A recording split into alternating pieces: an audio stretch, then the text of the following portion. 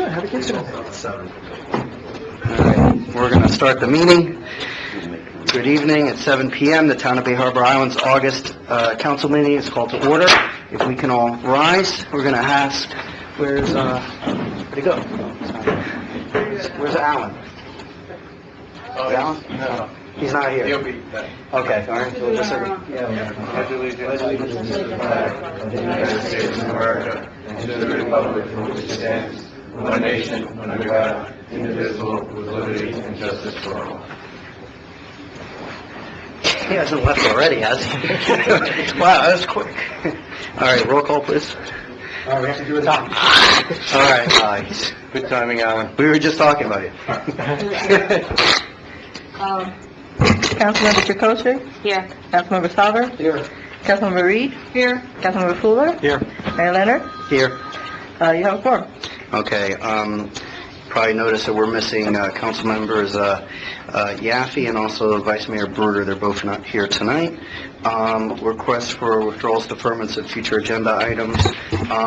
There's two that I'd like to briefly talk about. There's the Planning and Zoning Board appointment. Since there's only 5 council members here and you need 5 votes exactly and 2 are out, I'd like to ask if we can push that off to next month, just out of respect for those people that aren't here. And unless if it's going to be unanimous consent on the appointment, because you need 5 votes. When do they vote again for the 2-year appointments? It's in Next May, May. I believe. It's May. So whoever would be appointed would have to be appointed again May anyway. Was there anybody for that item here? That's what I was asking, just in case someone came, so. Okay, great. So, does anyone disagree? Okay, if not, we're going to push that forward. Okay. The other item is the one that the manager put up for... 16. 16? 16 should be. 16, yeah, that's the one. Because that's really something that's really important, and not just because there are 2 council members that are not here, but because of the fact that we have a limitation on our agenda to hear items to 11. I'd like to have a special council meeting just so we can discuss that, and also have the ability to have that put in the newsletter, so anyone that wants to discuss it or come, we have some appropriate time. In fact, actually, a good time to talk about that would probably be after the last budget hearing, so we can just have it right after that meeting. That's December 18th. Yeah, and that also gives us enough time to put it in the newsletter. And submit everybody to one of our budget meetings. Well, I mean, it's just that, you know... I think it's a good idea. Let's get Okay. everybody That's fine. All right, great, so we're gonna push that one off too. I'd like to defer number 19 19. on digital signs. Okay, very good. Okay, anything else? All right, hearing none, we're going to move on to the town manager's report. First, we have a report on our investment performance from Dan Brea from Mellon. Dan?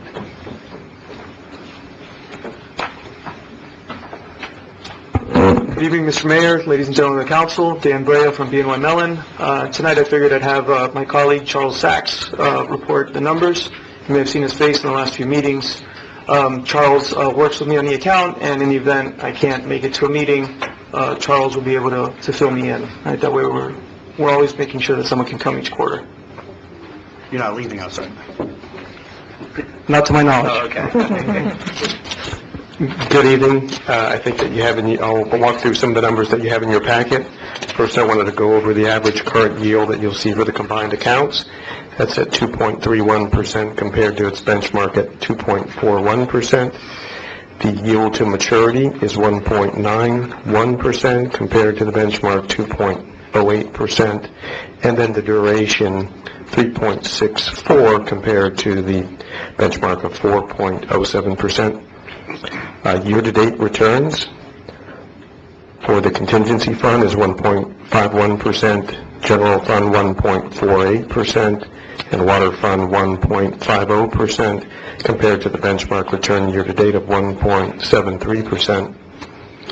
And then the annualized return since inception, contingency fund 4.53%, general fund 4.55% compared to the benchmark return of 4.76%, and then finally water fund at 4.69%, its benchmark 4.79%. I'll open up for any questions that you might have. Well, usually Dan tells us that the reason for the difference between our performance and the benchmark is the duration. So, and that, pretty much reconciles the whole thing. What do you guys, I didn't get to like the last page, but what do you guys predict is going to happen with interest rates? So as I've mentioned in recent meetings, interest rates are expected to continue to rise, but at a very slow and measured pace, right? So what we've seen up until now is an increase in yields on the short end of the yield curve, which essentially is just the Federal Reserve's rising the federal funds rate, which is basically on the very short end of the curve. Longer-term rates have pretty much held steady and even come down marginally. So what the net effect is a flattening yield curve. So when you start to see the yields on the longer term start to rise a little more, that's when it could get a little choppy for bonds. As long as we see it happen, again, at a slow and measured pace, the town's portfolio should fare okay. So how does wartime affect interest rates? It'll probably keep interest rates low. Wartime really affects more spending. So if we do get into some type of conflict, we should see government spending increase, and interest rates will stay low. Will stay steady where they are right now. Hopefully the government spending won't be inflationary in the long run. Dan, let me follow up the same thing.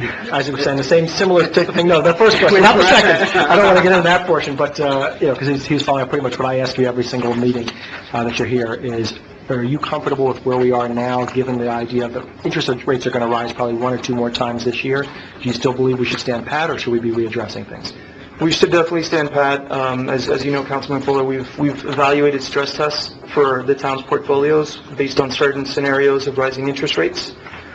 So the other option to this is not really available to the town based on its investment policy statement. So we should stand pat for many reasons, market-driven and investment policy statement reasons as well. All right. Any other questions? As always, thank you so much, Dan. Thank you. Our pleasure. Okay, moving on. Next, the town attorney has two items that they would like to give a briefing on. Sure. The first one is the issue directed with regard to fencing of vacant lots located next to bodies of water. We cannot require fences on vacant lots adjacent to water. One, there's no legal requirement to fence natural bodies of water. In fact, I tried a case last year where a grandmother and her granddaughter unfortunately drowned in a lake, and one of the claims was that this was the deepest area of the lake. It was on a cement platform where there was a drainage. There was a ducks feeding sign, unfortunately, put in that location. The grandmother, I believe the testimony was that she was arguing with her husband, got distracted, granddaughter fell in, she went after her, and one of the arguments made was that we should have had a fence in that location because it was the deepest location. The court, during trial, dismissed that portion because there's no legal requirement. Here, you would add an obligation to a property owner and possible liability where that wouldn't exist. From our research, the town can certainly require fencing for construction, which we do, for vacant buildings if that were ever to arise. We have absolutely every right on our police power to require fencing of the entire property to protect against trespassing and the like. Pools, both around the pools and also the pool itself for abandoned property. So there are various items in which we can, but our research does not show that we can require fencing either for the whole vacant lot or a perimeter fence on the bay. Okay. Question, yes. If a property owner desired to put up a fence, what are the options for a vacant lot? They could certainly ask for a permit to do it. Right, but maybe you can just clarify that. Could they put a chain link fence? Not in the front. Not in the front. Okay, can they put a wooden shadow box fence? Yeah, there's other options in the code, a decorative fencing with landscaping. We've seen it in some lots already where Right. they put up the wood and they put up the landscape. the only prohibition on the code is that you cannot put a chain link fence on the front yard setback. Gotcha. Well, if we had a future discussion amongst ourselves and came to a consensus of perhaps something we would like to suggest they do voluntarily, just like when you have your pre-construction meeting and you voluntarily ask for things like parking, staging areas, and other things that are not required, or the seawall lifting or raising of the seawall that we strongly suggest, but we don't require. We actually added language for, subject to your approval, for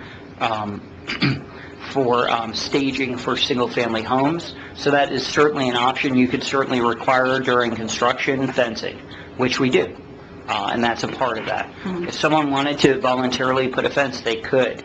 Once again, it would create, perhaps, for the landowner, I don't want to speak for any landowner, but there's no obligation to do it. There's no legal requirement to do it. However, there's the undertaker doctrine pursuant to the Florida Supreme Court, where once you start something and you fail to maintain it, then now you have a legal obligation. It could be even more liability for the property owner. But that's a property owner issue. We cannot require it, but certainly as part of the staging or the like, it would be nice to have, but it would have to be voluntary. Well, one question is that, right now we require them to resod the property. Perhaps maybe we can have an option that if they choose to fence the area, that maybe the sod, that they don't have to be required to do that, maybe like an either or. To somewhat incentivize the process, because if you're going to make them resod it, there's no reason why they're going to put in a fence, because now you're doubling the price. It's my understanding that the sod is required to keep dirt from traversing your city, and so I don't know if that would. It would have to be up to the town council what you want to do. Don't forget you're going to have I know. a fence in front, but the neighbors are going to be looking at it in mud, and it's not necessarily Right, it's not perfect, but it's good. Well, you're on the right track, like a barter. Yeah, how are you going to incentivize somebody to do something where you can't make them do it, and that it's going to make the neighbors want, something that the neighbors are going to want. Maybe we can look into that, an option, so. All right, anything else? We have Yes. number 2. The second item is with regard to medical treatment dispensing facilities. I know it's written as marijuana regulations, but in point of fact, it's medical treatment dispensing facilities. We wanted some direction with regard to what the council would like to see. The options are pursuant to the statute passed. The municipality may, by ordinance, ban all medical marijuana treatment center dispensing facilities from being within the town.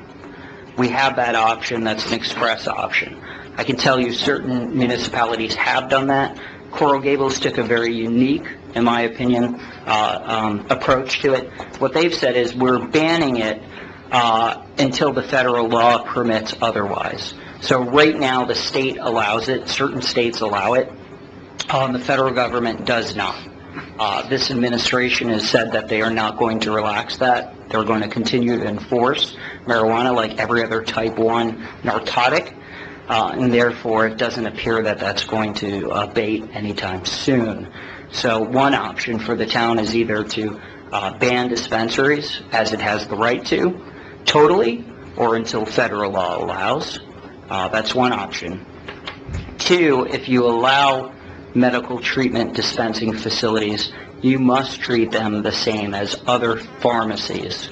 So many municipalities tried to get ahead of this. For example, Miami Beach. Miami Beach basically put a grid and said we're going to allow 1 in each grid location. They have to go back to the drawing board. Basically, you cannot restrict the number or location unless you actually restrict pharmacies. If they chose to limit pharmacies to 1 every square mile, they could do it, and therefore the dispensaries would be permitted there as well. In addition, it can't be located within 500 feet of the school. unless the town council were to affirmatively opine otherwise and codify that. In addition, some of the other municipalities have enacted moratoriums while they discuss the matter. In addition, our town code states that medical offices and clinics can no longer be on the first floor.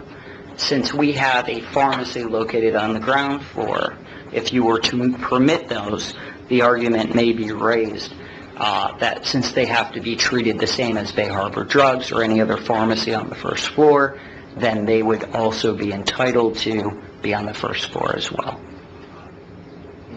So the options are, as I see it, you have the right to ban dispensaries totally, or like Coral Gables, until federal law allows. 2, you choose to allow them and treat them as any other pharmacy like Bay Harbor Drugs, and allow them as an exception to the code to be located on the first floor. 3, you don't have to have them within 500 feet of the school. As a matter of fact, Miami-Dade County says 1,000 feet of schools. And so those are kind of the options. And so to give us some guidance as to what we would like to enact, because we believe there should be some legislation, and I think now is the right time to do it, because many of the other municipalities that I've looked at, when they tried to get ahead of the issue, have had to now go back to their drawing board. So really, this is the first town meeting subsequent to the passing of the law, and it's really the right time to do it. So is there any direction for us, and 1, whether to draft an ordinance, and 2, if so, what would you want that to look like based upon the options articulated? I personally would like to see a ban put in place. We have a school on the island. We have a lot of families here.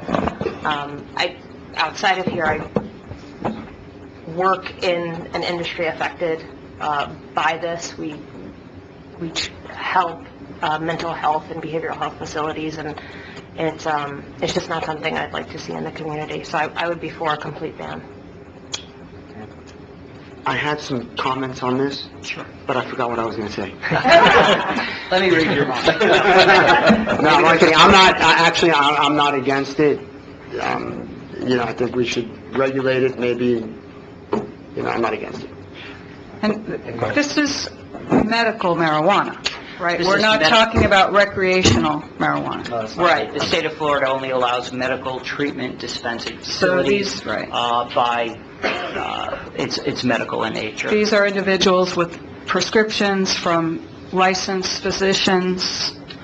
So Correct. I'm not necessarily opposed, but I think, we have to be provided maybe a little more research and have an agenda item to discuss it. And I'd like to see where the cutoff is on the 1,000 feet from the school. If we follow the county, which portion of King Concourse and everything else is going to be cut off? Because if we keep it further away, or at least regulate along the lines the county did, I might be okay with that. Why don't we have this a discussion item in the next council meeting? Well, I think, may I suggest, Jordan, that we actually pass a moratorium. Yes, So we have a moratorium in place, yes. and then get more information and then discuss it. Sure. So what I would do then is bring the issue of a moratorium at the next council meeting after we provide notice and an opportunity for folks to discuss Well, it. my next question was, what if on Wednesday someone comes and applies for, a business tax receipt? Then they beat the rush. Then they... It would have to come before you. Yeah. There's no way we can do that now? The moratorium has all these requirements where we have to have a public hearing, and we have to have a notice for so many days. The manager has to put a notice on the board, has to put a notice on the website, and it's a whole process. It's not that simple. Well, I'd like to see those moratorium sunsets. Otherwise, we're going to put it on the to-do list, so if you push month after month, let's have a sunset in We've there. always done Right, it I understand, that just so way. that we have some reason to make sure we hit this sooner rather than later. Okay, so we'll discuss it at the next meeting. We'll also just have on there for the moratorium. Jordan, I have a quick question during the attorney's presentation. Sure. I had a discussion earlier this week in the course of the Florida League of Cities stuff with Gary Resnick, who's a communications attorney, and says, he told me that there's as of July 1st, there's a new Communications Act, which affects municipalities and kind of gives additional rights to, to utilities, and diminishes the rights of municipalities. And I apologize for not knowing exactly what bill it is, and the exact name of the communications bill, but I know that it went into effect July 1st, and that he says most municipalities that don't have specific language that protects the municipality's rights to dictate have a moratorium in place for that as well. And I think there's I don't think so. And you can check that. well, this is from Gary Resnick's mouth, and he had a PowerPoint presentation, which he emailed to me and I never got. So I would have had a lot more information, but he says that there, many of the municipalities, I think the chief one is, Coral Gables. Right. Because if this is the one I think it is, it's pretty much the other way we could just phrase it is they can put poles wherever they want act. And essentially, that's the way it is. Because we lobbied against a lot. This is the one I think it is. And that's something maybe the issue here becomes the ability that they can place poles wherever they want. We can't regulate even which side of the road it goes on. And even if later on the technology improves that they don't need the poles there, we can't force them to take them out. Welcome to Tallahassee. It goes beyond that, because he says that, the way Gary explained it, it was, we are actually obliged to allow other utilities to use our assets at only a nominal cost. So, and we can put a moratorium in place until which time we determine what the fees would be for certain circumstances, et cetera, et cetera. So, this is something that he suggested that we do, and I suggest that you guys look into it. Sure. There are other issues as well. For example, we used to be able to require facilities to move their infrastructure at their cost. Just late last year, that changed, where if we want them to remove poles or remove wires from poles, we can require it. But we have to do it on our nickel. So while poles can go up, cables can come down. You'd have to pay for it. Undergrounding, removal, relocation was always a no-cost proposition, and we required Atlantic Broadband to do it in the past, but the law has changed on that. So they're kind of part and parcel. So yes, they can put things up, but we can make them take it down and remove it with relocation. So I'll be happy to call Gary on that and add perhaps that to the moratorium as well, with regard to moratorium part 2. Right, okay. Yeah, I remember the bill. In fact, actually, I was in Tallahassee when Gary and I both spoke at the same committee meeting about that same bill. And I have spoken to the, I guess really, AT&T is the real big company behind it. So, that's something that I like to think that at the end of the day, regardless of what the law says, that AT&T would come before us and we'd actually have a real conversation as to what they need to do and do it in a manner that is not going to impede on our quality of life. I think that's kind of where we left the conversation with them. Gary said that if we don't have an ordinance that dictates exactly what the procedures are, what the fees are, et cetera, that they can do whatever they want. They can Sure. But you'll see as well coming up is that in a vacuum, perhaps, but in a totality of the statutes, you'll see we're asking them to underground, we're asking them to move facilities, which they're doing at a cost, but you're able to do that as well. So it's not an issue that's one in a vacuum, it's really a total circumstance. Unfortunately, we can't force everything for free like we used to, but you have the right to pay to remove it and have them relocated.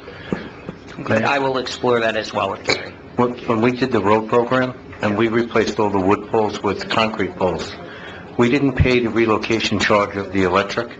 We just paid the charge for the concrete. And the reason was the poles were in our right-of-way, and they were being moved out of our right-of-way. I mean, to the back of the right. So that's why we didn't have to pay for that charge.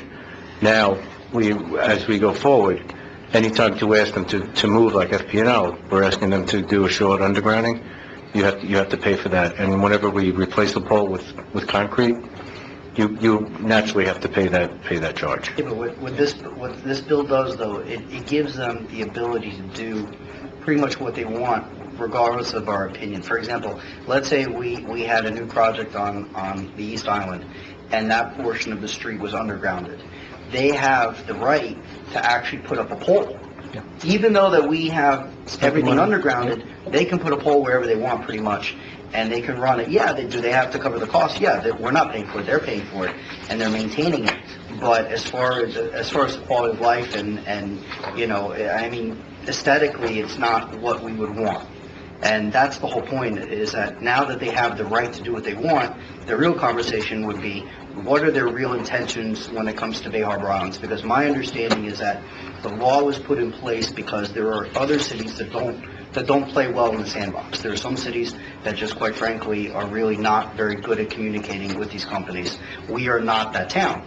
So we should have a conversation with the utilities, namely, you know, AT&T, and have a conversation as to when they get to here, because they're going to get here eventually, and they're going to, and this is for internet service, this isn't even for TV.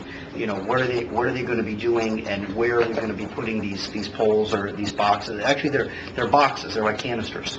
So you don't necessarily need to put a pole, because if there's a pole there, they have the right to attach it, even if we own it. So There's a lot of them up in the town already, these little transmission boxes. Yeah, but You don't these even are- notice them. This is the newer Yeah, technology. this is a newer one. Right. The Yeah. problem is, even if the technology changes, they don't have to take everything down. Yeah, they That's don't. the problem. So that's the thing, is we need to have a conversation with them and really figure out where they're going to put this and how we can make this. I don't think that they want to come here and make everyone angry. I think, because obviously they want to sell service, I think we should have a conversation with them as far as when they do get here, where are they going to put this? So, you know. Mayor, Yeah. the town clerk has reminded me that Gary Resnick actually wrote our communications portion of the code, so Oh, there you go. hopefully he's had his magic language. We will consult with him to see what, if anything, needs to be updated Right. from what he wrote for Yep. us. Very good. All right. Next, we're going to have the council reports. We're going to start from we'll start from the other end, Councilman. The only thing I want to mention is I meeting with Vice Mayor Bruder, and she's very sorry that she was not able to be here. She is getting better, and is hopefully going to be cleared to be able to travel and hopefully be present at the next meeting. She's very sorry that she's missed some of the time here and being in Bay Harbor more than anything. But she is getting better and does want to thank a lot of the town members for reaching out to see how she was doing and sending her well wishes. That's great. All right, Josh? I'll keep it short. I just want to, first of all, say for everybody coming back, welcome back. Hope everybody had a great, safe summer. Just remember, Stephanie would be saying this to you all, as she does every year. Just remember, school is starting. Please be careful. Kids are on the street again. Watch where you're driving. Just please be careful again. The other thing, just as far as meetings, it's been a somewhat quiet summer, except I did attend the Florida League of Cities Committee meetings as well. Great. All right. Oh, I was going to start.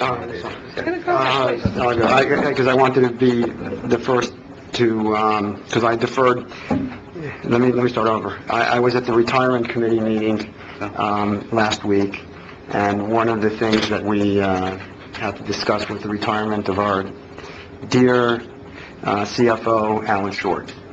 And, I learned about it a few days before the meeting, and of course at the meeting, we had to approve certain matters relating to his pension. And I just want to go on the record as saying that, Alan was one of the first folks that I met when I first became elected in 1999. He had already been here for several years. And, Alan, your retirement came as a little bit of a jolt to me as a CPA, because I know that we've often communicated on different matters. We've gone through thick and thin, through crazy times and good times, and you've always been very, very consistent. You've always been incredibly helpful and friendly. And I know there were a couple of times we worked on different projects. We actually traveled together, and I got to spend time with Alan Short. Alan Short is a wonderful, caring, kind individual. He's an excellent employee. He's an excellent colleague as an accountant. And although he is going to stay on for several months, just knowing that you're going to be leaving eventually is painful to take. But I know that you have plans for your retirement, and you're going to move to a better place. And I, for one, I'm going to miss you, and I'm sure the town is going to miss you as well. And I'm sure my colleagues on the council also join me in wishing you, only the best and happiest retirement, many, many healthy years with your wife in your new location.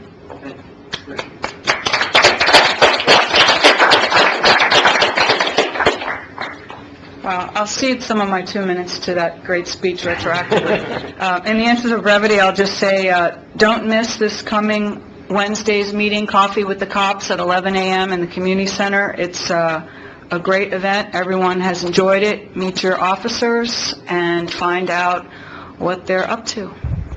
Great. Well, I'll be brief. Welcome back. Obviously, school starts on Monday. And I have to say, Alan, it's truly been a pleasure working with you for, gosh, it's almost been 10 years now. It's a long time. And, you're going to be around for a few more months. You haven't skipped out yet, so we'll have a couple more times to talk. So we're going to move on with the agenda to public comment, and we have Victor Maya. Come on down.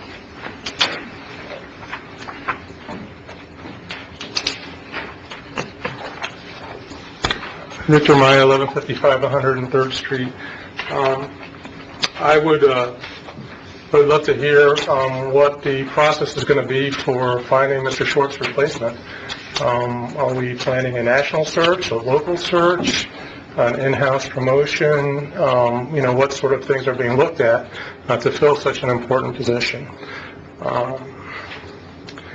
Secondly,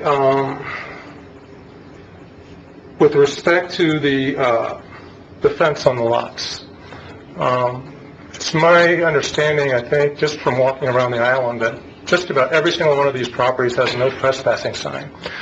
And I assume that if necessary, our police department is called to enforce those no trespassing signs by the property owners to take out individuals that are trespassing on these lots. And there are lots of them trespassing on the lots, especially up on the bay here on 103rd Street all the time. You even have boats coming in, dropping off people, taking out people from the dock that's still on that property there on 103rd Street. So in terms of an incentive, if we let these property owners know and understand that our police department will not under any circumstances enforce those no trespassing signs, and if anyone does get hurt on that property, it is totally and completely on them, then perhaps they might agree to putting up a fence or some kind of structure. This is something else to look at and consider, when you're looking at the whole totality of this situation. I was traveling on Saturday across the bridge a couple of times, and I don't know if the hours of the bridge going up or down have changed. They were right on the dots, on the hours as opposed to a quarter after, a couple of times. And there weren't any work boats or anything like that going under, so I don't know if the hours have changed. Please let us know if they've changed. Saturday, the bridge was temporarily out of service for about 20 minutes. So that could have been the time period you were talking about, that the bridge was up and they did a function test on it. So it was a short duration. Okay. That's the only thing I can think of on a Saturday. Yeah. Because normally it's the quarter after, unless it's an emergency, Coast Guard, or barge, or vehicle in distress under tow. Okay. After 6 o'clock, it is on demand. After 6 at 8 p.m. it's on demand. Yeah, no, that's fine. It just seemed a little bit strange that it was going up, because I try to pay attention to that when I'm coming there and back, and I'm sure I'm not the only one that does that. Finally, with respect to the item on the town hall renovations at special meeting, one thing that you all should consider that I didn't see in any of those reports was just, how much service is anticipated needed going forward in the next 5, 10, 15 years in terms of expansion of our government and the services needed of the town. I had mentioned, I think at our budget meeting, that we have this property that's just north of our parking lot here on 97th Street that's for sale. And so we own the parking lot there, we own another one. So one of the options that's not on there to be considered is just a construction of a certain annex to hold IT, certain things, and still maintain a renovation here. Okay, I know you want to pick me out. Ken Eskins?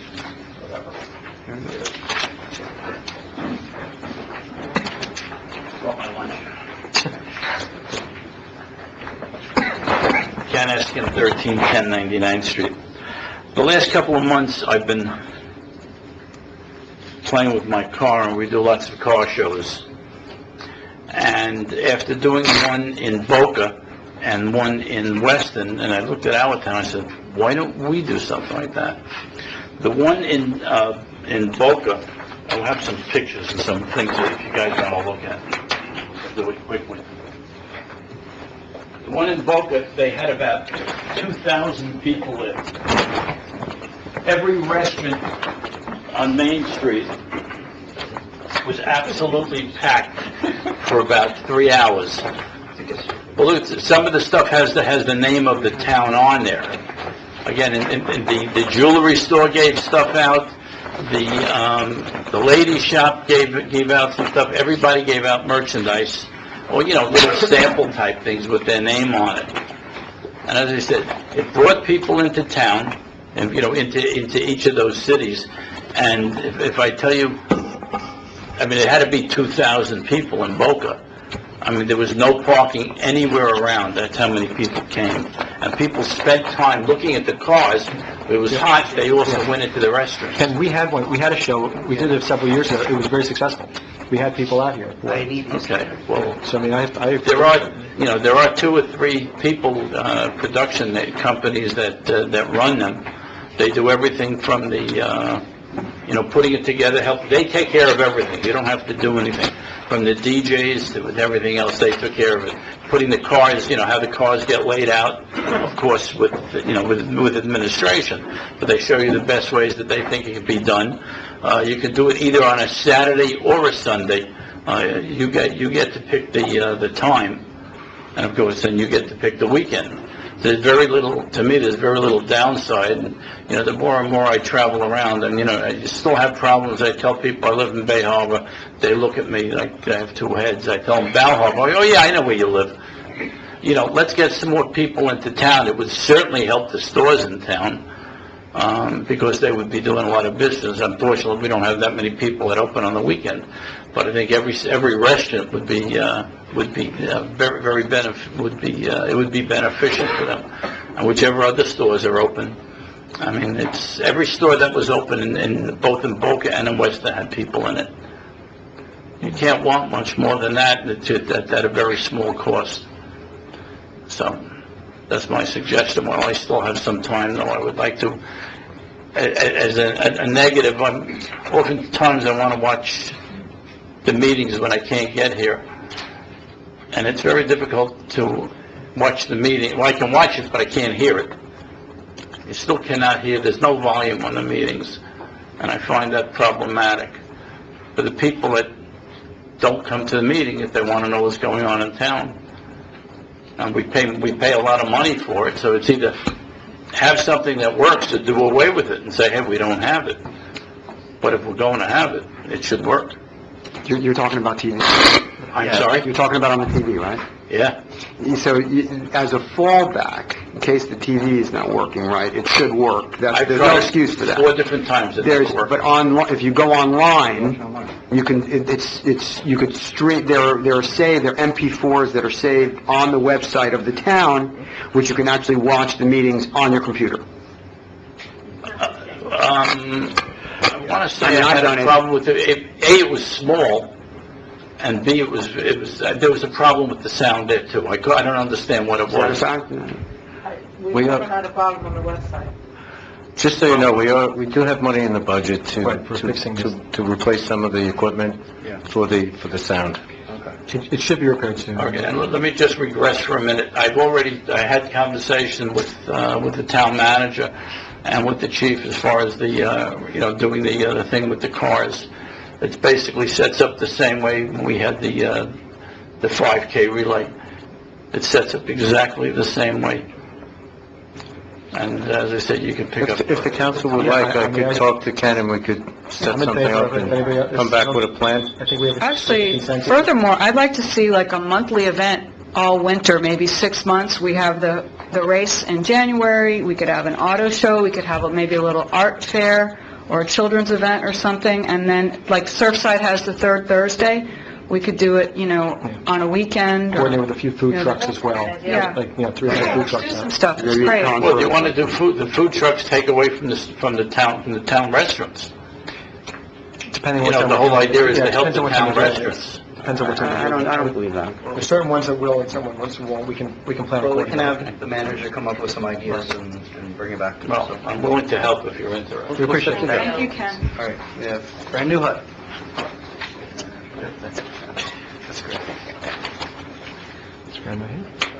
Yeah, Francine. This is New Hut? Fred? They called you. Yeah. Come on down.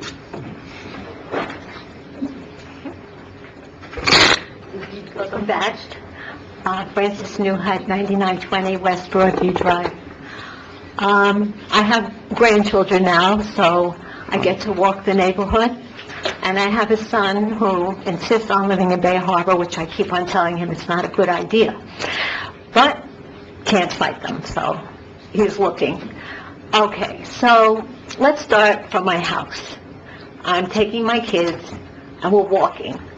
The first thing we notice, of course, is that my backyard, the water is rising, and it is coming over the seawall, and yes, it is coming into the yard. So I hope, like Miami Beach, we are starting to consider precautionary measures with our seawalls.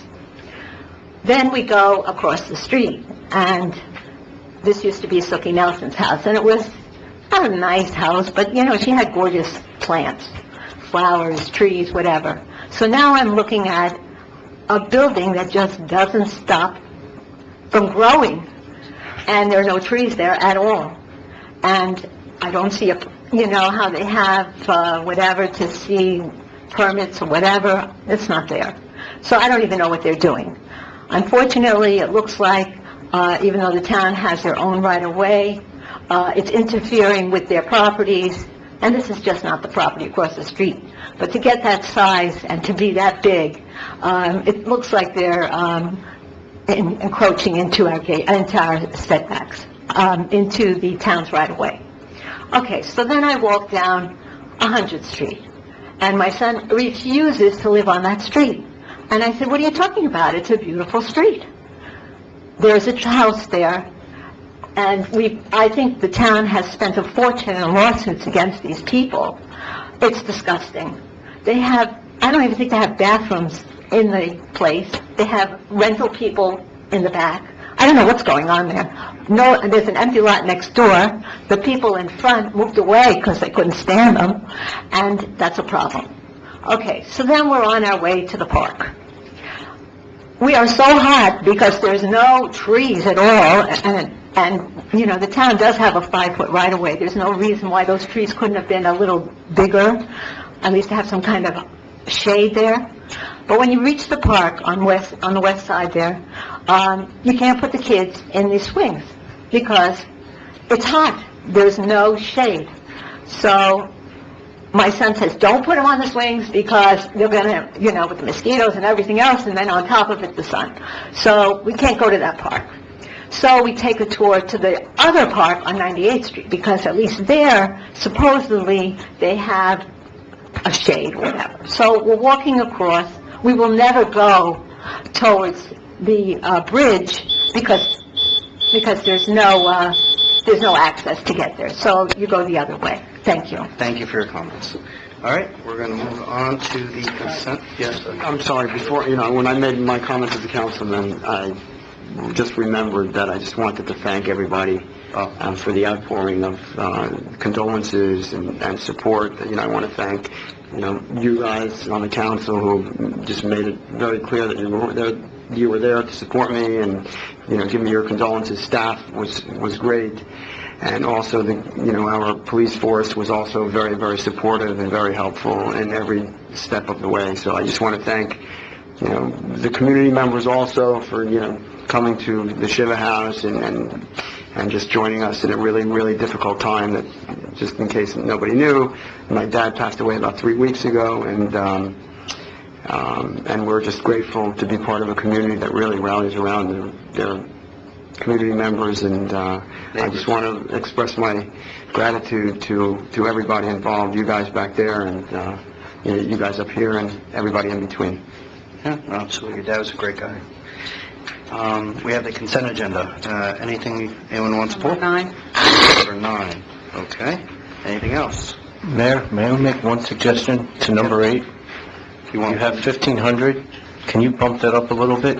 Yeah. It might be a little, it's usually between 2,500 and 3,000. It all depends on, so it fluctuates. It's Yeah, just a because little. they split it amongst the 3 municipalities. Can you just clarify what that goes This is for? the number that we got from the league on directly. Yeah. I know, but I've been, the last years, the we split that 3 ways, and it's Just in usually, case it goes a little higher. sometimes it really just depends. Yeah, the It's been clarification- low as 1,500, it's been high as a little over 3,000. The League, the League of Cities has a monthly meeting, and on some occasions, they have the meetings in a central location, and on some occasions, they have the privilege of hosting it in certain regions, certain areas. It's not uncommon for municipalities to host the meetings themselves. In the past, we've had meetings held literally in municipal buildings or in places that are somewhat have some level of context to the neighborhood or the region. And it's a privilege to actually have the opportunity to have people from other parts of the county come to your meeting because they may not necessarily know what goes on in your region. For example, we have, I believe one of our next meetings is actually in Florida City. Not everyone gets a chance to go down to Florida City, but, but you'd be surprised what's down there. And then the same token, to have the privilege of having a meeting in Northeast Dade, it's something that hasn't always happened, and I've tried to make it a point to encourage people from other parts of the community to do that. The benefits obviously are beyond the dollar, because when we have issues that we need the league to get involved in, they have some level of context of our neighborhood, because they say, yeah, I actually remember I went there. I know what it's like. So this cost, what we do is we usually have it at the Seaview, and we split the cost amongst Bay Harbor, Val Harbor, and Surfside. So all 3 communities chip in an equal amount, and that's how we get to whatever that number is. I just wanted to clarify for people that this is something we do annually, Yeah, we've done it. and it's usually in September, and it's something that all of the cities that are in the league do, and that this is like a sponsorship. It doesn't pay for the whole thing, because people who attend actually pay a dinner ticket. Yeah, Right? and what happens is the league covers a certain amount, so, unfortunately, whatever they charge exceeds whatever the league normally is going to pay for that dinner. So whatever that cost is, that's one of the issues, is being in this community.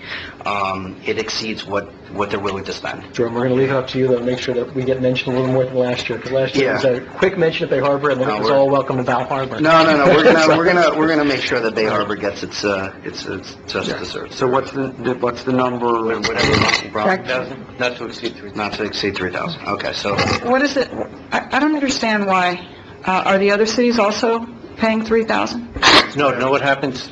As Jordan said, the league puts up a certain amount, and depending on the attendance, whatever that amount, the shortfall, we split up 3 ways. Right. Sometimes it's less, sometimes it's a little more. Can we clarify that it's 1/3 of that additional cost, It's always not 1/3. to exceed $3,000? Right, exactly, it has to be exactly that, no, but it doesn't say that, so it's 1/3 I up agree with where you're to, going with exactly, yeah, it's 1/3. We all share the same cost. 1/3 up to 3,000. Yeah. Okay. Do we need to pull that to amend it, or is that fine? No, No? Okay. you discussed it already. Okay, very good. All right. All right, so we're going to pull number 9. All right, so, can I have a poll? We need a poll vote for... Well, I need a motion first. Okay, well... Move it. Motion, I second? move. I'll second that. Okay, can't do both. All right. All right, poll vote, please, for 1 through 10, with the exception of 9. Councilmember Tricochet? 4. Councilmember Sauber? 4. Councilmember Reed? 4. Councilmember Fuller? 4. Mayor Leonard? 4. Unanimous. Very good. All right, number 9. Okay, number 9 is approval of a sales center, and I just wanted to clarify what the timeline is, because it talks about, an extension. So when you say the 18-month time frame, how does the construction of this site affect all of the other timelines and deadlines for construction? They're asking for 18 months. Normally, what we do with sales centers is we, after you guys approve it, if you approve it, we have them pull a business tax receipt, and that is an annual renewal, and it depends on where they are, whether they get a second year or not. So that's basically how it works. They're asking for 18 months, and, if it exceeds the time that you're asking for, it actually is really 24 months, because if you allow one renewal, it'll be 24 months. If it exceeds that, I would come back to you. So 18 months includes the construction time for the sales No, center? this is only sales center. Once they move into construction phase for that lot, that has to be... But I mean the construction, because they're doing some renovations to the property, so including the Oh, sorry. build-out of the sales Yes. center, right? They already have So- plans in and everything. Right, yeah, I know their plans. So they'll have a total of 18 months, including build-out and sales. No, I would suggest that we do it like we have done in the past, and instead of 18 months like they're requesting, we do it through the BTR, which runs from September to October. This year would be in the middle. They would have to get the BTR now, but it's not going to work out exactly 18 months, is what I'm saying, because of the renewals. What initials are you using? BTR, business tax. Oh, BTR. Sorry. about Acronyms. Yeah, the business tax receipt. So they would get it now, but there would be one renewal, so it wouldn't be exactly 18 months. Okay. And It'll that's, be less, okay. it could be less, it could be more. It depends on when they, Well, they can renew it. right. And the town manager, you can grant extensions unlimited, or? This is something that's done through the clerk's office. Well, yeah, I'm Through the talking about what's BTR. written there, okay. Yeah, through the BTR. But if they exceed what you approve, then I would bring it back to you. It's up to you if you wanted to approve for 18 months, if you wanted to approve, I would have to change the renewal date on it or something. But it's up to you if you approve it or not. I remember that Carol Watt was there for almost 3 years. Yeah, it was a long time. Yeah, the sales center. So, again, it's up to you. If you want to issue one for a year and then see what happens, and then I'll come back for you for a renewal, I can do that too. And what's your recommendation, that way? Well, yeah, I mean, it basically would be until September 30th, 2018. Yeah, that makes... But then, if it extends, then it's going to be like 26 months. Well, what we can just do the year and let Marlene have the option to obviously do the extension of 6 months and go from there. So it doesn't have to come back to us for the additional Yeah. 6 months. Yeah. So let's just do it that way. That makes more sense. If they have to go much longer than that, then come back to us. But this gives them the 18 months. As long as everything's online, they get their 18 months. Look, in my experience, sales centers really maintain their property in a beautiful way. It's like usually gorgeous in the front and... Best looking. Right, exactly. So, I mean, it's not as if this is, we're approving something that's going to look dilapidated. That's why it just goes to her, No, so- I'm not too worried She about it. can go ahead and just renew. My thought process is just to keep the project moving. It's an incentive for them to keep moving, because I'm interested to know and to clarify for the public, what is their total timeline? Because it seems like they've got this 18 months and then another 2 years from the state, is that true? No. It's a total of 2 years. This is a sales center. It has nothing to do with their project and the project extension. They want to sell the units. Right. They don't want to be there any longer than they want. Can you clarify then? Yeah, trust me. If you approve What are the 18 months, I timelines? will be back to you before September 30th of 2018, and I will tell you they require additional time. Give them the 18 months. Yeah. Yeah, it's just- All right, we have a public comment for number 9. Sean. There you go. I'm sorry, I just assumed it was me. Yeah. Victor Meyer, 1155 103rd Street. Well, here presents a great solution, guys. All of these lots are on the water. Make it a condition of this sales center that they put up a nice fence on those lots until they actually start construction on those lots. Thank you. All right. So does anyone want to make a motion? I'll move it. Okay. Move it, and Josh, I'll second it. we have a motion and a second. Do you need a poll vote for this? No, not for this. No? Okay. All right, all's in favor? Aye. Anyone against? Okay, it's unanimous. We're going to move on to number 11. Consideration and approval of an ordinance on first reading requested by Councilmember Salva, amending Section 5-5 of the Town Code regarding the current parking plan for construction sites in the town. An ordinance of the Town of Bay Harbor Islands, Florida, amending Section 5-5 of the Bay Harbor Islands Town Code of Ordinances, requiring a staging plan for single-family, multifamily, and commercial projects, providing for penalties, providing for severability, providing for qualification, providing for an effective date. Okay, do you have a motion and a second? I'll move it. A second. Okay, motion, any discussion?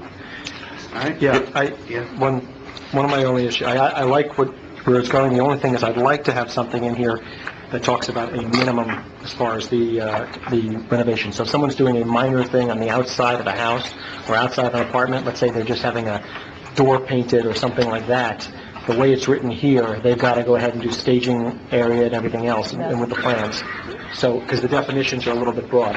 I would have a minimum dollar value for it and then go from there. This is under the HUD subheading of construction and... This is new, Yeah. basically new construction or... No, but it also talks about or renovation, and it defines renovation, if you read the language in there, including anything that's visible from the outside. So if somebody comes in and pulls a permit to fix a specific window, or it's a one-day thing, or... That's not a renovation. Well, the definition here kind of does, the way it's set up here, it can be construed that way. Where are you Because it talks looking about at? any... What provision are you looking Yeah, at? let me go back to where it was. Mike, can you come up here? Because I know we're... That is not a renovation. There's a specific type of permit for windows and doors. Okay. I'm giving an example, but anything under the, Right. where essentially this talks about it being anything visible. Let me see back to where it was. Well, it talks about a construction site is defined also as any sites where new construction, renovations, or additions take place other than just interior work. Anything that's, so essentially, it can be defined, it can be considered a definition as a Marlene? renovation or a construction site. There is a section Yes, that jumps Trina, for the define. construction fence that ties that together to prevent what you're worried Show me about. where the... I don't have it, I Yeah, just 'cause I just know. want to make sure there's a, The we're not trying to create a barrier if construction someone's doing a You mean it's a separate part of the $500 code? job. F, the temporary construction fence. Let me see. Actually, what it's... Yes, actually. Yeah, we had- Substantial renovations, F1. All new construction and substantial renovations. Right, but earlier on, it doesn't use the word substantial, that's the problem. It just simply says construction site, so it defines construction site includes, it just says renovation, not substantial renovation. So by doing that, I understand what you want, I agree with you, I No, just no, don't it's not a want matter of what I want. I think it's a matter of how we can employ this ordinance in practice. And I think, I think town should have some discretion as to how to determine what a That's fine. significant renovation is versus a minor renovation. Building You're not gonna department. say, well, I'm painting my doors, or I'm painting my house, it'll take 2 days. That's We're not gonna require That's the parking. section that addresses that. Frank, can you come up? F definitely, F goes into 1, 2, and 3. 1, 2, and 3 attempts to define specifically what is required for a fence, which is what you're asking, Josh. Right, but then let's put the word, let's add one more thing back into construction site and just do substantial, and it goes back, and then it fits within the other definition. Substantial, okay. Right, in other That's words, fine. because otherwise we just That's have it as, that's the one spot it's missing in the construction definition. I'd rather That's fine, we can do that. That's fine. No problem. So we can approve it, and then that'll be... Yeah, that's just a One second. minor. All right, so, poll vote?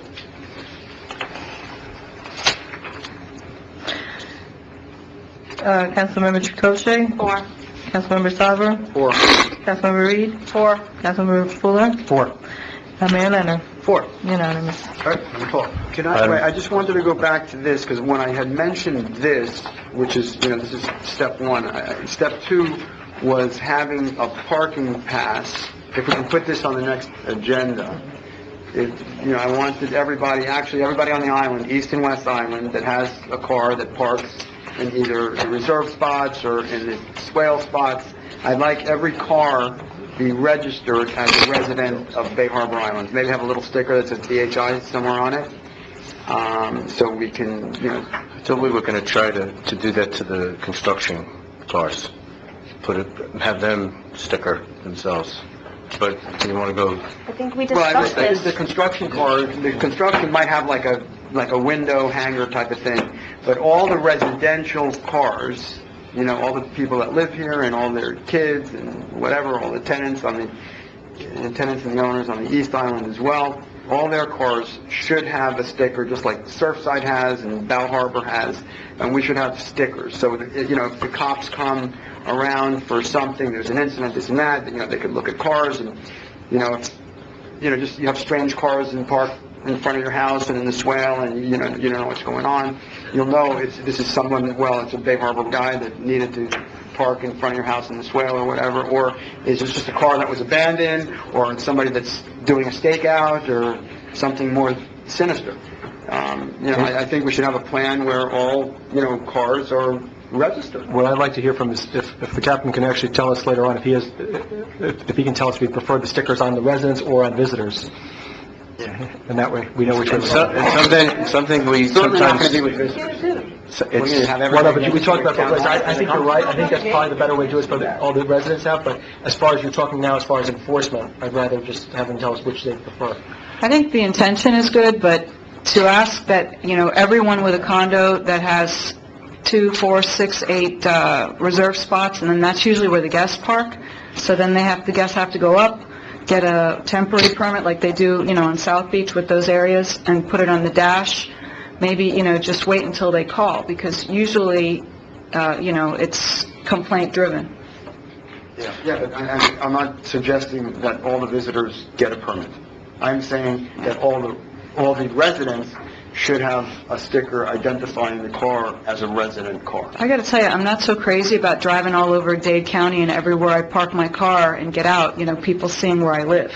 It's not such a big town, Kelly lives in Bay Harbor. Well, if Maybe it's, a little sticker. like on the QT, a code, a secret symbol. We can call it like Surfside, But we all know that it really means Bay Harbor.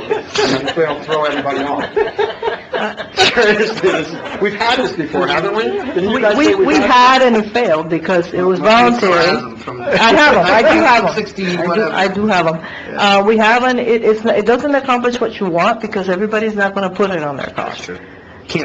So you can't really, the police is not going to be able to go around and tell. Something just to put out there. Right. Before that, I guess when they did this sticker program, which must have been a while ago. Yeah. There wasn't the LPR cameras we have now. Right. Which really Right. is very, very, works well. Any incident that we have where somebody's on the island or a car that's suspicious, the police are able to run back and usually within a few minutes, can have the plate and have the car identified. And, just recently, we had a suspicious car.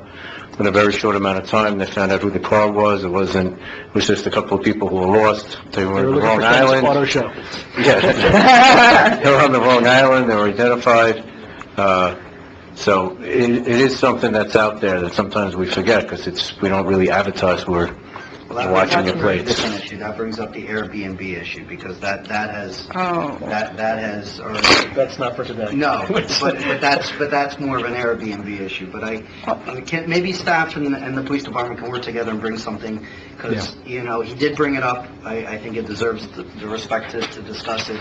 So if maybe the chief can come up and the captain come up with something to staff, and maybe bring it back to the next meeting. So. I can tell you that some of the larger condos, they issue their own internal stickers, but that's how it should be, because then if there's a problem, their, on-site manager or, whoever the volunteer is to go around can say, all right, now we know this car doesn't belong to us, and they can call. But for the police to be enforcing it, and then what happens if they write a ticket, if they tow?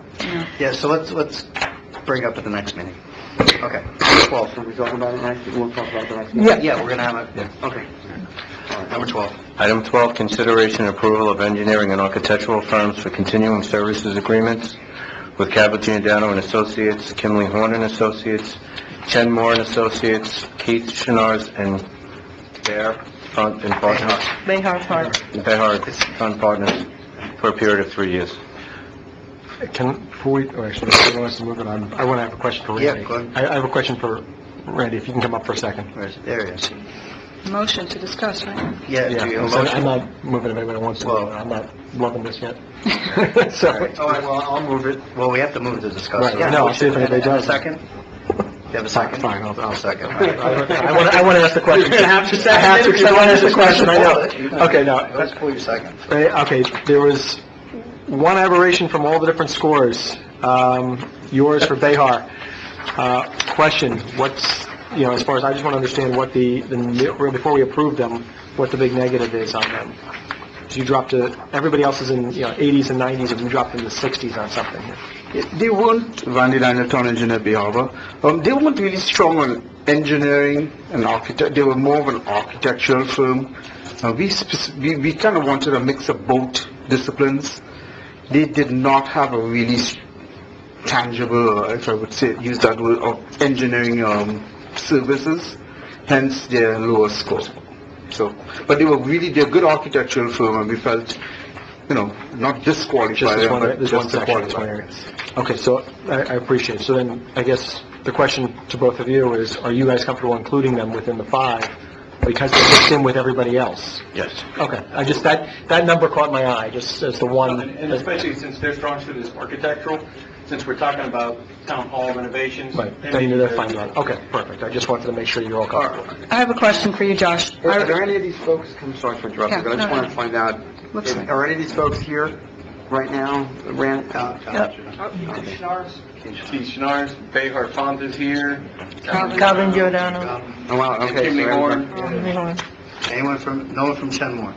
Okay, all right, got 4 or 5. When we were discussing the possibility of a little park across the street from the tot lot, and some of the names were thrown around, and I can't remember which one it was, but we were going to use them, and then, do you recall this conversation? Yeah. That was your item, and then we said, oh, no, we absolutely won't use that, there were problems, or No, some it kind wasn't, of I don't think it complaint. was on that, I don't think it was on that.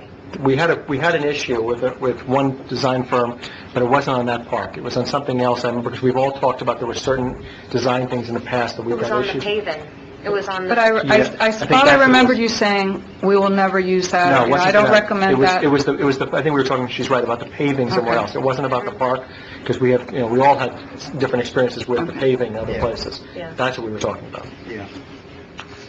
All right, so we have a motion, a second. We have no discussion. Okay. Any other comments? If not, Yeah, well, I just, if it's okay, Jordan. yeah. I'm presuming all the representatives of the firms that responded to this, request for qualifications, the RFQ. I mean, were they privy to the results of the evaluations? I'm sure they were given some notice that they were being selected.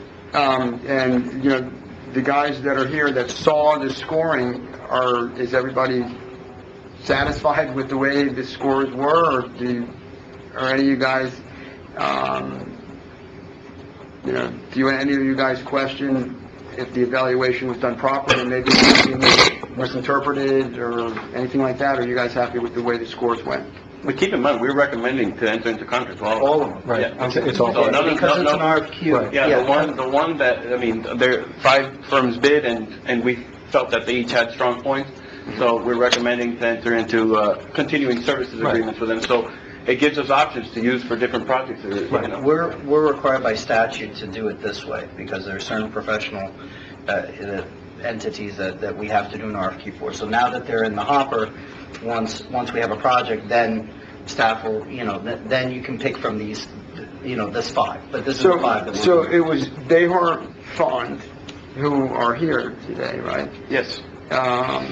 their average score came out a pretty large margin below the group of 4. And it was said at this meeting that it was because of their... They're an architecture firm, and they used, their sub is the engineer. And so, some of us were like, wow, they're more architecture, but, in discussing when we were meeting, we're like, listen, we got some architectural projects that may be coming up. They may be useful to have. Right, it might be more in their wheelhouse. It may be more in their wheelhouse. That's what I was asking before, because when I saw that... So that's why, they didn't necessarily rank as high as engineering firms, but, But as long as they're good in their specialty, which we know they are, that's fine. That's always the they were only worth issue. taking a shot because it gives us options. Like, you have 5 people that bid on it, 5 people that were evaluating. The company that picked number 1 got the high score out of 3. It's interesting that the company that got the high score for the other 2 is 3rd place. So, so in other words, the company that got the 2nd score didn't get a high score out of any of the 5, and they end up number 2. So, listen, it is what it is, but there's no, whether you got 1st place or 5th place, it doesn't mean anything, because all 5 are getting in the list. We're happy with all of them. Yeah, there you go. We're happy with all of them. All right, so, all right, all's in favor? Aye. Anyone against? All right. Approval of an award of contract 182 to Jennings Engineering Construction for sewer manholes and lift stations in the amount of $42,600. Just so you know, this is to include 16 manholes and 3 lift station renovations. It all really goes to infiltration of water into our sewer system. I'll move it. All right, I have a motion, to have a second. Any questions? Hearing none. Call vote, please. Councilmember Fuller, 4. Councilmember Reed, 4. Councilmember Sauber, 4. Councilmember Chakoshay, 4. Mayor Leonard. 4. 14. Item 14, approval of a proposal from Calvin Giordano and Associates for professional and engineering services for the Broad Causeway corridor shoulder installation project in the amount of $167,950. This is really to help us with the earmark grant of $1.2 million that we were notified that is available to us. Because it's a lap project, there's certain things that have to be done a certain way to qualify for the money. It has to be done on a timely basis, and to make sure that we get the money next year, which would be around July, to do this. There's a lot of work that has to be done. It's always been an issue that I've always wanted to resurface the causeway, but one of the things, if you've ever, we've all been on the causeway when people are riding bikes or jogging along the paths, sometimes it's very difficult. Feel bad for the bicyclists, but if they had a little bit of a shoulder to get over onto, plus it gives the police a little bit better firm ground instead of having them going off into the grass. It's better for everybody. It's better for traffic. It's safer, and I think it really would enhance the causeway. And this is in order to obtain the 1.2 million from the... This helps us to get us there. Right, which is if we get that, which we should, get that recaptured money, that's free money. Yes, basically. So that's a really good thing. It gets us, the paving also includes the West Relief Bridge. When it was paved, they didn't do it's going to include everything from the West Relief Bridge to the base of the ICW, and replacing the rail of the Waterway Bridge, which is the original railway. Yeah, well, but this is money. Yeah. Can we get a motion, a second, and then we're gonna, here, okay. Can I have a motion? I'll move it. A second? Second, motion, second. We have public comment. Francis Newhut. Come on down.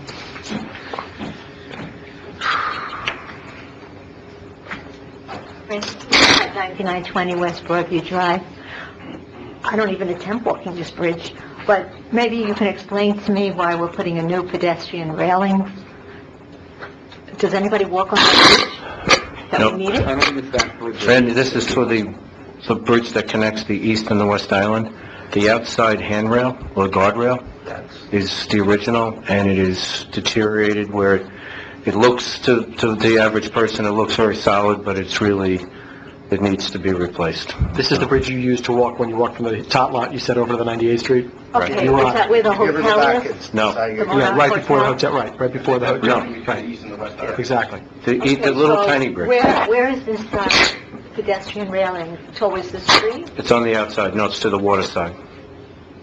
It's the original It's on the water silver. side, okay. And, okay, problem.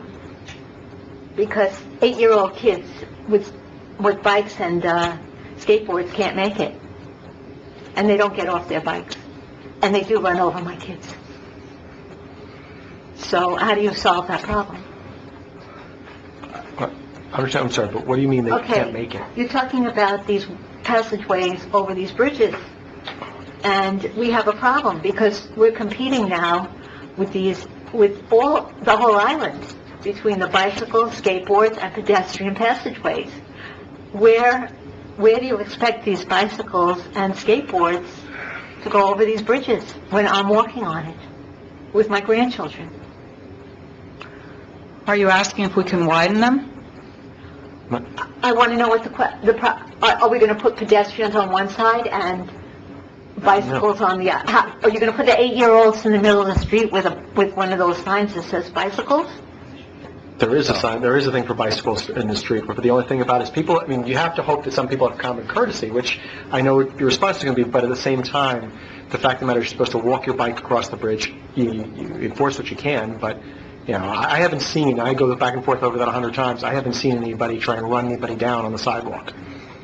I mean, it's... I walk that bridge every day, and I've never had a problem.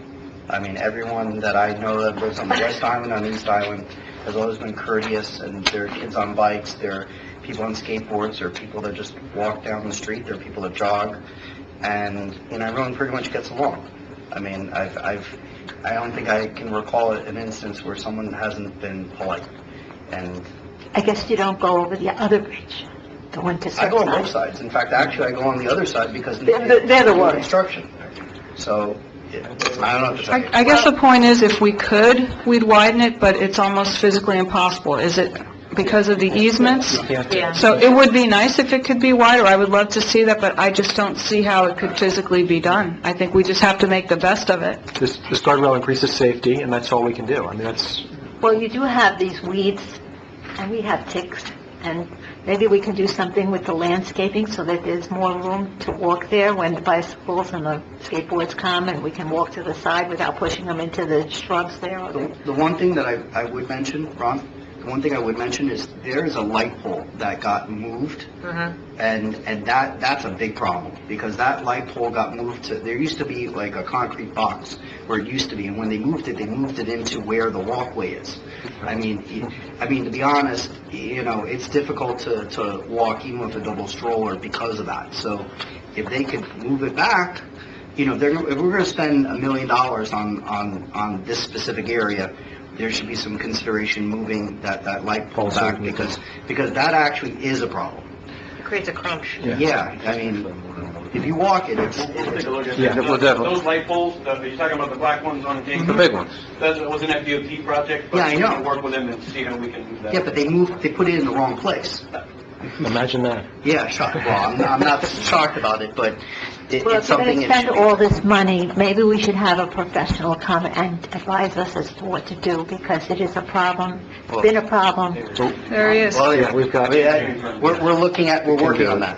And on an easier side... I really would like to walk over the larger bridge, but I guess that's... That's a whole different story. That's out of the The question. other thing, as long as we're mentioning also, I've had people mention to me before, and I haven't had anybody mention it recently, so maybe you changed it, but just side thing, the sprinkler timers on those walkways, getting people during a lot of the hours when they're walking, can you just make sure they're on, like at night when people are not walking on those things? I've gotten hit too. Yeah. And I know we adjusted them, but I'll make sure. Yeah, just make sure they have people so that they start walking, I've the gotten hit by sprinklers that. come up right in the middle of the walk. Yeah, that's not fair. Okay, all right, so we have a motion and a second. Poll vote, please. There's no more discussion? No.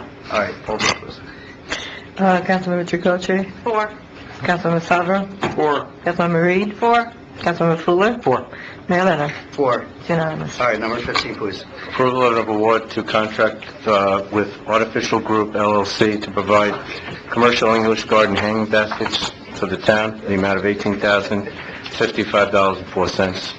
We've had one of the samples up. It's positively reviewed, and it was a request from, it had been coming to me for a while, putting something up more decorative. I had budgeted originally $40,000, not really knowing what the amount was, and it came in a little less. The idea is the eventuality would be have a summer and a winter, flower arrangement. Came in a lot less. Yeah. Yeah. Not a little. Let me ask you a question. If there's a hurricane or anything like that coming... They would take them down. Staff will... Take them right down. Okay. All right, any questions? Oh, we have... Yeah, we have to first. All right, we have public comment. Francis Newhut. I don't think anybody made a motion. I'm sorry, is there a motion, a second? I'll make a motion. Okay. I'll second. A motion, a second. Where are these hanging baskets being placed? They're going to be on the light poles. The tall light poles. Where? On the tall light poles, the 22... In the business district. Only the Kane Concourse? Yes, for the business district. Oh, so this is enhancing their business? Yes. Okay, that's nice. One problem. Lights. We're constantly having them out. It looks terrible on the Kane Concourse, especially by my cigars. We have lights out now. And also, it used to be beautiful in the median there, and it didn't cost that much to put the Christmas lights. I don't know why you took them down. They were year-round now. So if we can enhance the business district, to see these beautiful pots or plants hanging up there, it would be nice to have lights. Thank you. All right, great. All right, so a motion, a second. All's in favor? Aye. Anyone against? All right, ayes have it. All right, 16 was deferred. We're up to number 17. Discussion and possible action requested by Mayor Leonard at possible locations for a community pool. And way back, let me just get it out. We took a look at if we were to do a pool, where should we put it? I think my memo just went right to the fact that owning your own land reduces the cost of whatever you're doing, and the only really the best location that we could look at if we were going to go ahead with this would be next to the community center on 95th Street and Westwood Harbor Drive. The company who designed our community center, or built it actually, not designed it, they came and gave me a rough plan of one that you had just did in a similar site, and gave us some cost estimates of what it would cost to build it. Then I was able to reach out to Miami Shores and to Surfside just for operational costs of what we could kind of expect. Now, while Surfside's a little higher than Miami Shores, I did ask Miami Shores to call out their Pirate Cove, which was being under renovation. Obviously, this design would not have a Pirate Cove. It would have a splash pad area similar to the 98 Scott Winters Park, and a wade-in entrance location for kids, and then a couple of lanes for swimming. But it's obviously the site's limited on how big you want to make the pool. This is just a very rough sketch, and that's really it. I think, the costs are significantly higher than I thought they would be for building a new facility. What I'd like to do is, considering the fact that the cost is so high, it's something that I don't think is palatable right now when we're at a point where we're trying to drive the cost down and not increase our costs. It's kind of hard to say we want to have this much in annual maintenance at the same time that we're trying to lower the millage rate. Would probably be prudent is I'd ask the council to allow staff to continue to look at any type of partnerships with anyone to see if something comes up potentially in the future, either in the short term or long term. Because just because this isn't something we can do right now doesn't mean that something might not come up. Who knows? I know we could do something with Surfside, but who knows? Maybe something might come up in the near future. So if council could allow them to continue looking, then if something comes up, they can bring it back to us. But other than that, it's not something the numbers are too high right now. If Dr. Miami conquers Surfside, then we can like take over We the can just pool. take over, right? He'll bequeath us the pool. I have a question about, Put the Snapchat sign in front of his office. can you just elaborate a little bit on option 2, which is the land on Bay Harbor Terrace between 96 and 97? Is that, Why am I... all right, option 1 was to look at the Oh, site, Bay Harbor, I'll tell you. look at the site on 95th Street next to Community Center, and then there was no explanation, just a map. Okay, what had happened was, the 1111 building was offering for sale was thinking about selling the parking lots behind their building. There was a thought that one of the developers in town has purchased the Taplin property would develop that and build a garage there. And if they were to build a garage, was a possibility of locating either a pool up on the top, which would have been a great place for it, very expensive. Unfortunately, the deal kind of fell apart, and there was land use issues that the 1111 building needed to address with the co-op owners in the building. So there was really never a full agreement that could be reached. So that kind of fell off the table. Thus, I really didn't have a good option to give you. But at the time, that was one of the locations. Thank you. So you want to pull in this one? Yeah, I'm going to pull it, so, but I'd like to allow staff, if council obliges me, to continue looking. If something comes up worthy, that they can reserve the right to bring it back, so. But for no cost, right? You don't want to spend any money on a study or paying... No, this is not a study. This is, Right. if someone comes up, or if an opportunity comes up where we can do something, what if Surfside changes their minds, which, unlikely, but, it doesn't mean we should stop looking, so, all right. That would include access to a good pool. Is that what you mean? We're always looking for it. I mean, if we can find it, let's do it. What we're looking for is a pool that allows people to actually, have some type of be able to do, like a track pool, where people can swim and... Laps, and do laps, and then also the educational part to teach people how to swim for kids. Well- Those are really the two things that I think that are needed that we don't have. And this year, we used FIU's pool for the summer camp, right? Yep. And how was your success with that? It worked out, It worked out, I mean, they do charge us, right? so there is a charge there. Yeah, they charge us less than $2 million. Yes. No, FIU is one of the options. I mean, in Yeah, fact, and actually, this year in summer camp, we did offer swim lessons. We gave when we go to pool day, FIU has swim instructors, if you would like to sign up. Those are like an additional... And FIU is an Olympic pool, you're aware of that, so it's almost twice the distance of a regular pool. 50-meter pool, you kind of run out of gas halfway across. all right, so I'm going to pull it. All right, yeah. No discussion. All right. Number 18. Discussion and direction request with regard to Councilmember Fuller to design a passive park with a amphitheater at the lot located at 95th Street and West Bay Harbor Drive. Speaking of the same lot, Yeah. one of the things I just want to follow up with is, Ron and I had a long discussion on some of this. The estimate here is really pretty much, we think we can get it done for about half of what's done in here, maybe even less than that, because the plan here, and I'll go over it step by step, but one of the fact of the matters is that the plan that came back to us is a lot more elaborate than what I was envisioning and recommending. We're not looking for all this other side design. The intent here is to have something where you have a simple little, for lack of a better word, but amphitheater, some little band shell style thing that we can utilize with a just open field. In other words, just some use for it right now, while we decide in the future, if let's say 3, 4, 5 years down the line, we decide we want to do a different project, whether it be a pool, whether it be something else, we don't have to incur such a significant cost here. But this will give us a use, because we're going to lose the Taplin property. So having a location where we can have smaller events outside next to the community center becomes invaluable, whether it be everything from movie night to we can have seniors yoga or whatever you want to do out on the lawn.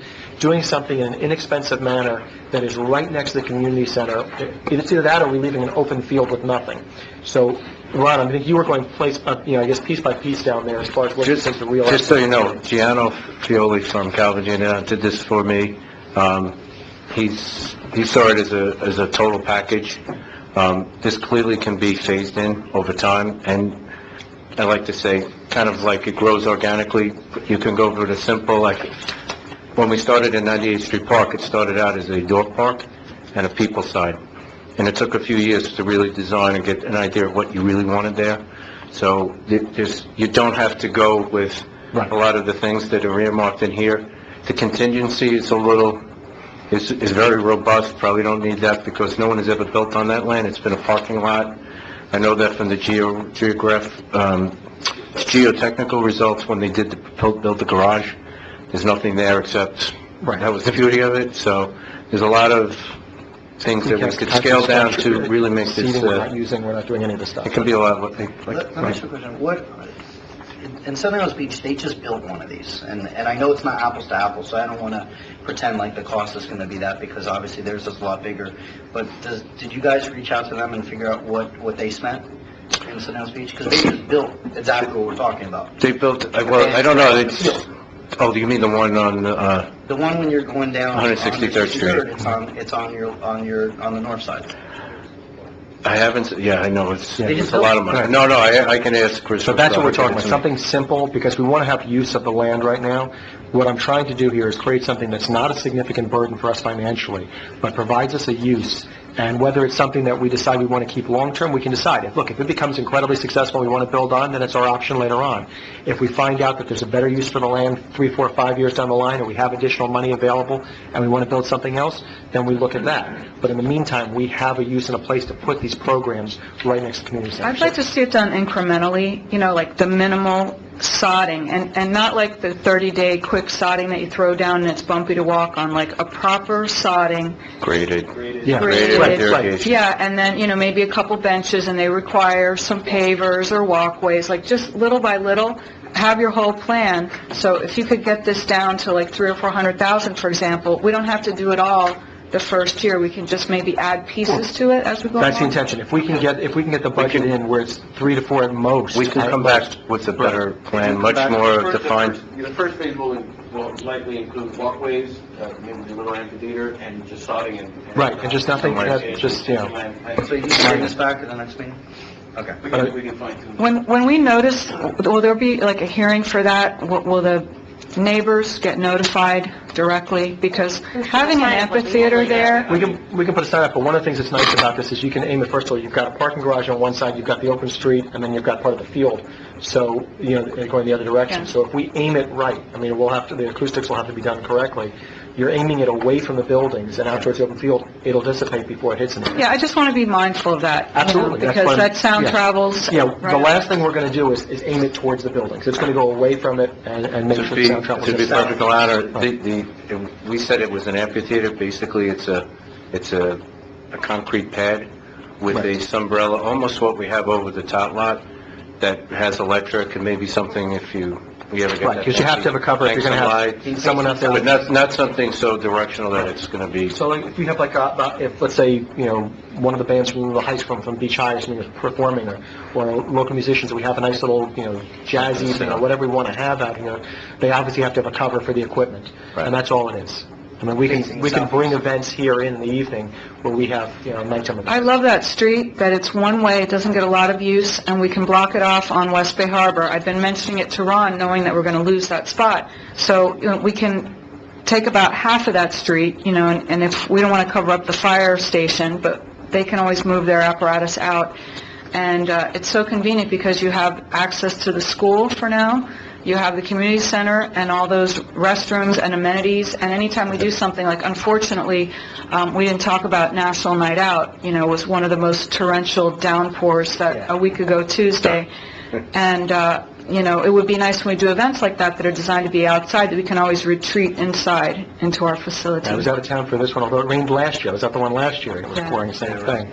Somehow We're actually going to move it to October, I believe, or to another part of the year. Better idea. Out of that Were you season. saying it would face the southeast? So when you're looking out, it's facing south, Well, away from... Well, we're going to have them design whichever way they think is going to be more likely to dissipate, because we also don't want it, if they say it's going to echo against the parking garage, then I'll turn it the other way. It's just, no matter what, it's going to be on one of the corners facing away from the buildings. Okay. I don't envision it being heavily used as it is with music. No, and most of the time, I mean, we'll find events for it. A lot of times it'll be just simply using the field with everything there, but it gives us the ability to have events, small Like events. our picnic, there was a Miami Beach rock ensemble that can use it. All right. So we're going to bring that back. But with try and keep with the budget. Yeah, I'm sorry. well, I guess, then I'll tell you what, what I'm going to ask is that, I guess to try, because I want to allow people to have the discussions in here. Why don't we do it this way? Let me move to I'll move that we have a instruction that you go ahead and try and find something that can be planned within a budget of under 350. Well, let's just see what they Understand, come that up way, with. at least, no, but that way, I want to put something in so people have the ability to speak. Well, we can just say it. Okay. So, That's because you're not fine. going to defer, so there's public comment. All right, Ken Eskin. know we're here. All right. All right, come on down. Ken, come on. Yeah.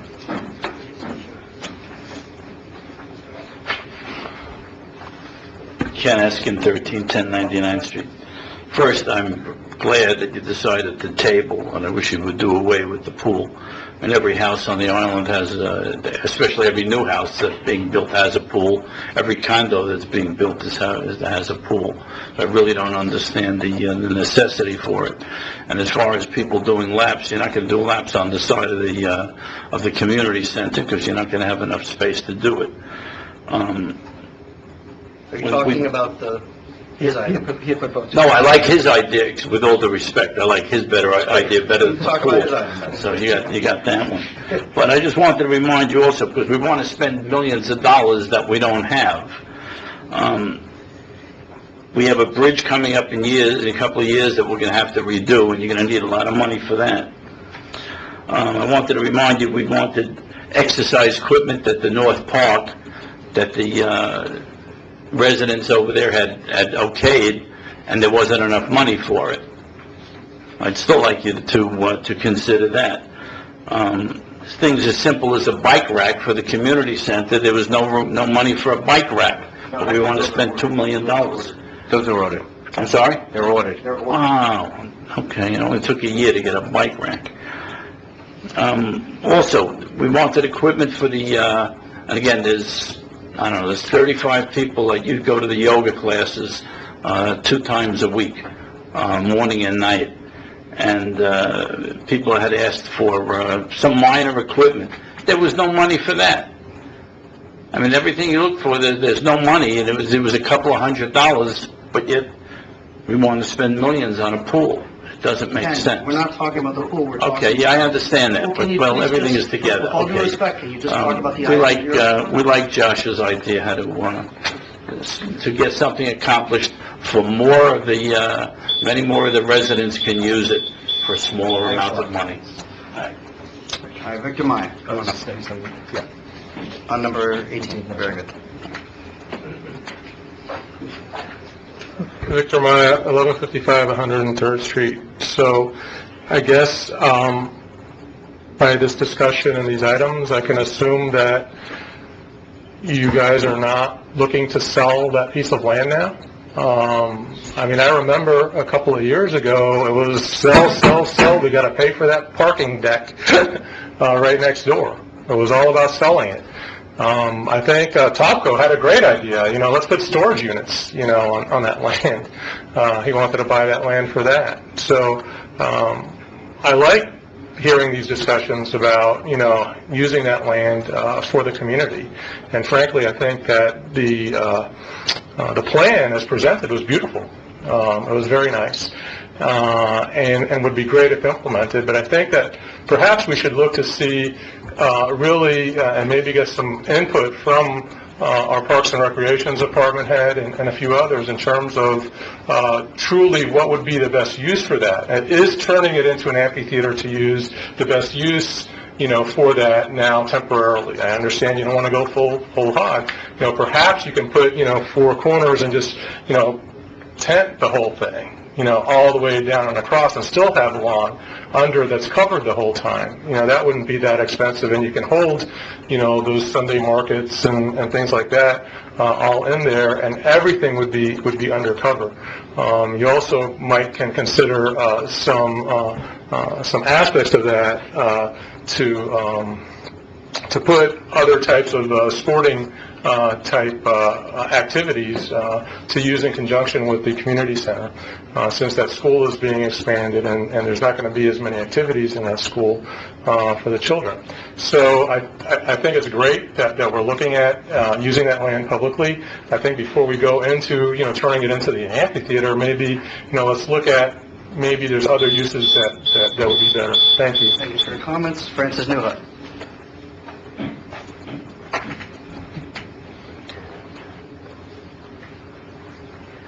Francis Newhut. I'm a little torn with this because it's still in the business district and you are cutting, eventually we will not have a business district is what it looks like.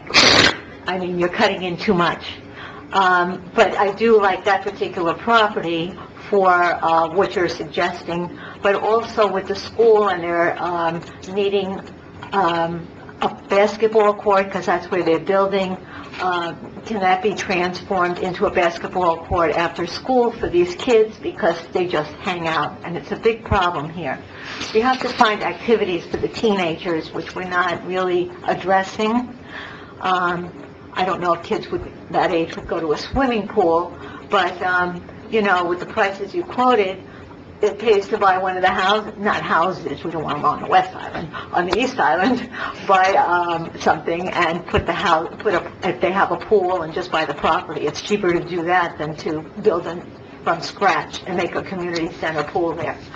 But as far as this property goes, I'm really torn because you've got a school that's expanding, needs parking, we've got these hotels where are they going to park?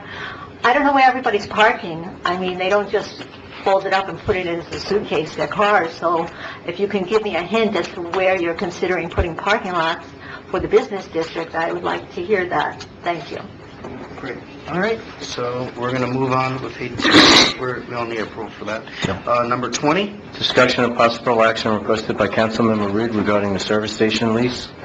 The lease term is for 10 years, which was signed in 2008 with a 5-year extension option. When this item was first put in, they hadn't exercised the gas station subsequently sent a letter out, kind of at the same time. So they did ask to extend for 5 more years. All right, Councilmember. So now we know. So we have another 6.5 years or 5.5 years to plan. Thank you, Ron. Okay, great. So number 21. Discussion requested by Councilmember Reed to create a Sustainability and Resiliency Committee. The proposed committee would address and task objects from the Environmental Impact and Disaster Preparedness Committees. Okay. Well, I have to give credit to my colleague here, Councilmember Salver, who kind of brainstormed this, if you remember, because we had the Environmental Committee and the Disaster Preparedness Committee, and the participation had kind of waned, but also they did sort of reach their goals. The Disaster Preparedness Committee did a manual, and there were some symposiums, and since that committee's formation, now the police department, they've done their own video that's online, so they've kind of taken care of the hurricane preparedness, and there's so many materials out there now, I don't think we need to narrowly focus. At the same time, this whole issue, like we saw on Tuesday with 7 inches of rain on Miami Beach and all of the money that they're spending and, some mitigation that we're doing here, we still see some places. And there's no doubt that sea level rise is one of the biggest threats that we face, if not physically, financially. Because if there is even a perception or we get into a certain zone where our insurance rates can go up or mortgages can be harder to get, and I do see now that without those other 2 committees, we've more than filled our Parks Committee. We had 7 people apply to be on P&Z, and I've spoken to some of those people on the list, and I think we would have a lot of interest in working on that. I know of at least 6 people who would participate in that committee, and I think it could be very helpful. right? So, So are you suggesting that we kind of consolidate the Environmental Impact and Disaster Preparedness Committee, rename it Sustainability and Resiliency Committee? Yes. All right, is that... any objection? That's fine. All right, so let's do that. Okay. Thank you. We don't have to move that on? I have a motion to adjourn? Motion. Second? Second. All right, we're adjourned at 8:44.